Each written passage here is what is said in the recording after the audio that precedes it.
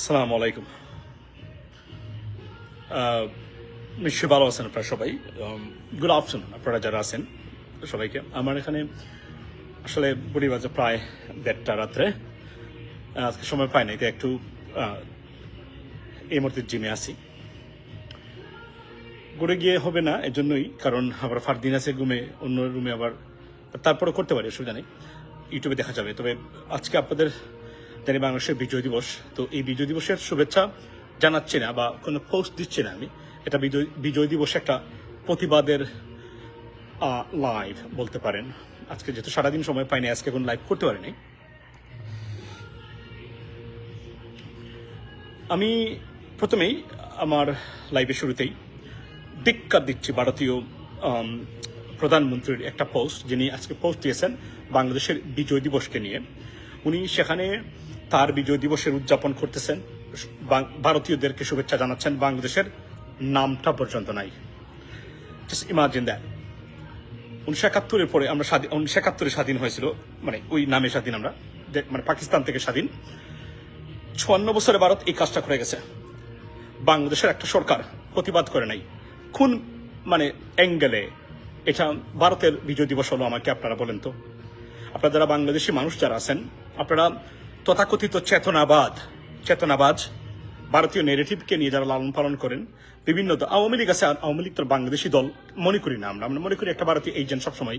এটা তারা প্রমাণ করেছেন, আমি এটা বলতে চাইনি। আমি যেহেতু আপনারা জানেন, অনেক ক্ষেত্রে আমি আওয়ামী লীগের, বিশেষ করে 5th of August-এর পরে সুশীল হওয়ার চেষ্টা করেছিলাম আওয়ামী লীগের পক্ষে। অনেক বিষয় আমি প্রতিবাদ করেছি, আপনারা জানেন 32 নম্বর বাংলার গুড় বিরোধিতা করেছি, আওয়ামী লীগ নিষিদ্ধেরও আমি প্রতিবাদ করেছি, লেডিস এন্ড জেন্টলম্যান। কিন্তু কিছু জিনিস আছে, এখন সত্য বলতে হবে, সত্য উচ্চারণ করতে হবে। আর পলিটিক্যালি কারেক্ট থাকার কোনো সুযোগই বাংলাদেশের সামনে নেই। আপনি দেখেন, বলতে পারতেন আমাদের সহযোগিতায় বাংলাদেশ বিজয় লাভ করেছে, আমরা একটা মানে তাও একটা মানে খাটে, এটা ইউ ক্যান টেক ইট, কিন্তু বাংলাদেশের নামটা পর্যন্ত নাই। উনি বলছেন, আমি আজকে দায়িত্বহীন ভাষায় একটা শব্দ বলবো, আমার এই লাইভটা শেয়ার করে দিবেন। কে কি বললো আই ডোন্ট কেয়ার। আমি জানি এখানে ভারতীয় জিন আমাদের বাংলাদেশে অসংখ্য আছে। স্বাধীনতার পর থেকে আমরা যতটা না দেশপ্রেমিক বা জাতীয়তাবাদী শক্তিতে মানে উদ্ভূত করেছি, মানে তৈরি করেছি, তার চেয়ে বেশি আমাদের রাজনীতিতে দালাল তৈরি হয়েছে, ভারতীয় দালাল। এটা আমরা জানি, আপনারা জানেন সবাই। Social media activist to journalist to cultural faces to almost businessman to everyone. যেহেতু প্রতিবাদ করে নাই বাংলাদেশ গভর্নমেন্ট 54 বছরে, একই ভাষা উনি ইউজ করেন, একই ভাষায় উনি পোস্ট দেন। ফেসিস গভর্নমেন্ট ছিল, কেউ প্রতিবাদ করে নাই বইয়ে। এখন সময় এসেছে, আমি সরকারকে অনুরোধ করব, অনতিবিলম্বে নরেন্দ্র মোদীর এই পোস্টের প্রতিবাদ করুন, দায়িত্বহীন ভাষায় প্রতিবাদ করুন। ভারতীয় হাই কমিশনারকে today, maybe tomorrow, summon him again to the foreign ministry. That's what you need to do. আর না হলে আমরা মনে করবো আপনার মতো জানুন, এর কোনো বিকল্প নেই। এবং সেই সাথে আজকে একটা প্রশ্ন তুলে যেতে চাই আপনাদের সামনে, ladies and gentleman. It's not a high time for me, because it is my workout time. Let me say one thing. তাহলে আমি কি বলতে পারি না, যেহেতু আপনারা প্রতিবাদ করেন নাই। আপনি দেখেন ভারতীয় আগ্রাসন এবং কতটা ঘৃণা এবং তাদের ব্যবহার দেখেন। এটা পার্শ্ববর্তী এই দেশকে জোর করে বন্ধু বানানোর চক্রান্ত করেছে প্রত্যেকটা দল। This is unbelievable, shame on you. আজকে 16th of December বিজয় দিবসের প্রাক্কালে আপনাদের বলছি, আমি যদিও আমি সবসময় মনে করি এই বিজয় দিবস পাকিস্তান থেকে বাংলাদেশকে, একটা দেশ থেকে আমরা বিজয় লাভ করেছে, কিন্তু বাংলাদেশের মানুষ বিজয় লাভ করে নাই। বাংলাদেশের মানুষ দুর্বৃত্তায়িত রাজনীতিবিদ, করাপ্টেড এবং দালাল শ্রেণীর দ্বারা কেজ আবদ্ধ এবং এক ধরনের কুক্ষিগত করে রাখার এই বিজয় যতক্ষণ পর্যন্ত আসছে না, ততক্ষণ পর্যন্ত আপনি 100% নিজেকে বিজয় দিবস পালন আপনি করতে পারবেন। বাট কতটুকু সমীচীন সেটা আমি জানি না। তবে অবশ্যই পাকিস্তান থেকে আমরা বিজয় লাভ করেছি, লেডিস এন্ড জেন্টলম্যান। তাহলে এটা সুস্পষ্ট ভাষা, যেহেতু সরকার 54 বছরকে প্রতিবাদ করে নাই। বিএনপি ক্ষমতায় ছিল 3 বার, আমাদের দল, আর জামাত ইসলামী ছিল না, আওয়ামী লীগ ছিল, জাতীয় পার্টি ছিল। কেউ যদি প্রতিবাদ আপনারা না করে থাকেন, তাহলে আপনারা মেনে নিয়েছেন এটা পাকিস্তান এবং ভারতের যুদ্ধ ছিল, এটা বাংলাদেশের যুদ্ধ ছিল না। তাই যদি হয়ে থাকে, তাহলে পাকিস্তানের নাগরিক হিসাবে জামায়াত ইসলামী 1971 সালে ভারত বিরোধিতা করা, এটা কি সত্যিকার অর্থেই রাজাকারের কাজ করেছে?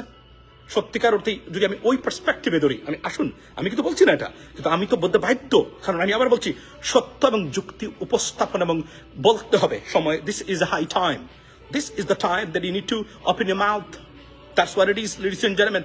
সো ফর এক্সাম্পল, যদি তাই হয়ে থাকে, তারা বলতেছে এটা ভারত পাকিস্তানের যুদ্ধ এবং এটা বাংলাদেশের যুদ্ধ না, নামটা পর্যন্ত আনে নাই।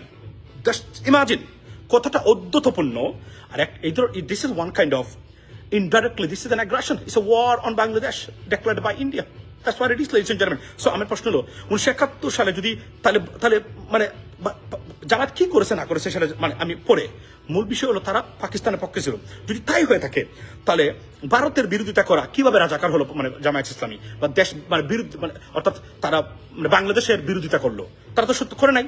কেন তারা ভারতের বিরুদ্ধে যদি আমি থাকতাম, আমি যুদ্ধ করতাম ভারতের বিরুদ্ধে, অ্যাবসলিউটলি, এবং এটা আমাদের দায়িত্বের মধ্যে পড়ে এবং that is the right thing.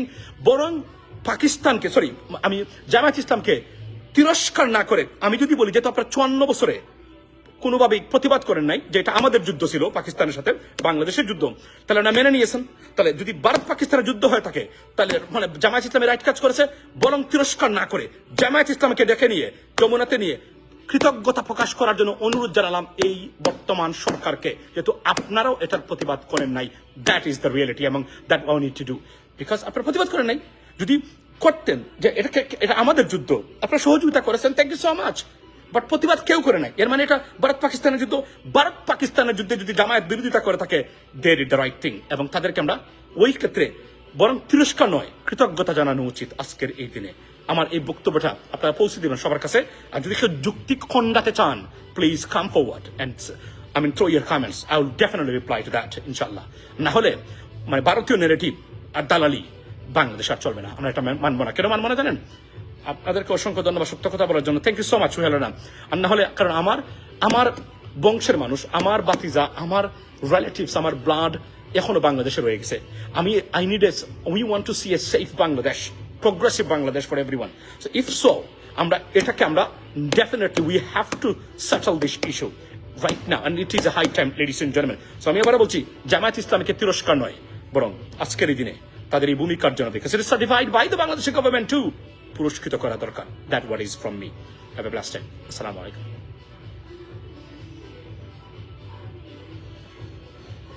মাথা রাখবেন বিষয়টা।